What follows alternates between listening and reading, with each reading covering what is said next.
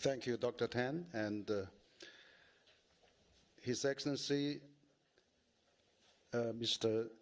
Sid Chatterjee, His Excellency Ambassador Wu Hongbo, His Excellency Ambassador Mohammed Osam, His Excellency Madado Nadia, and also Director General Mr. Tian Ling.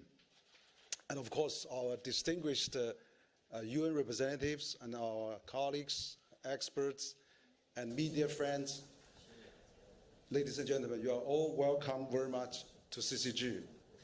So today is actually a very special occasion, and we are actually very honored to collaborate with UN China to actually celebrate the China and the United Nations 50 years and beyond.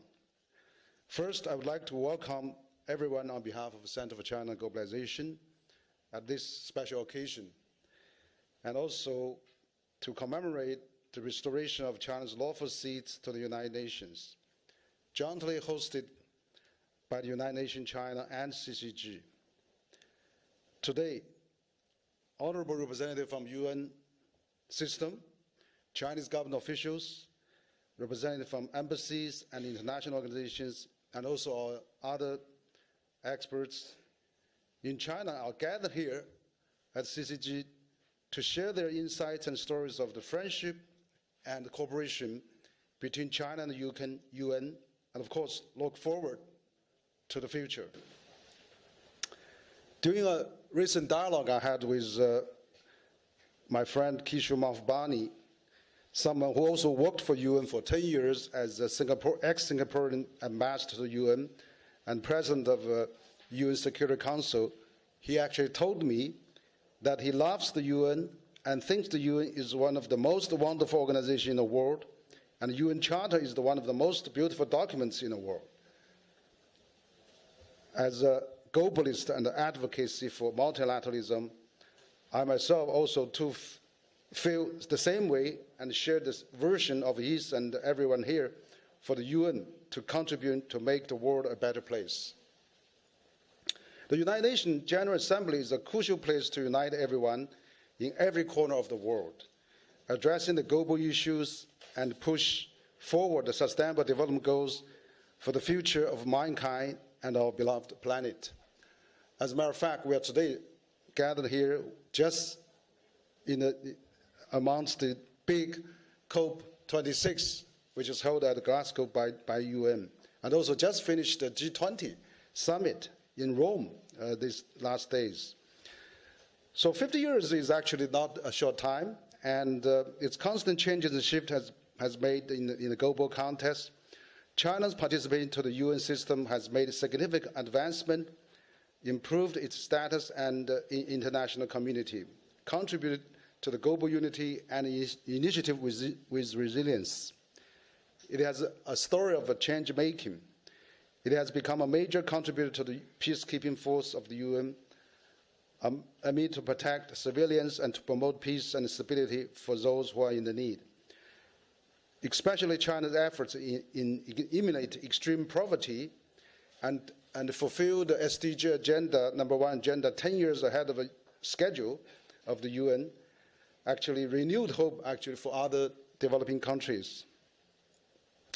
Further, China has taken strong support of the South-South cooperation for many developing countries and also to the UN to ensure the inclusive growth and prosperity for all.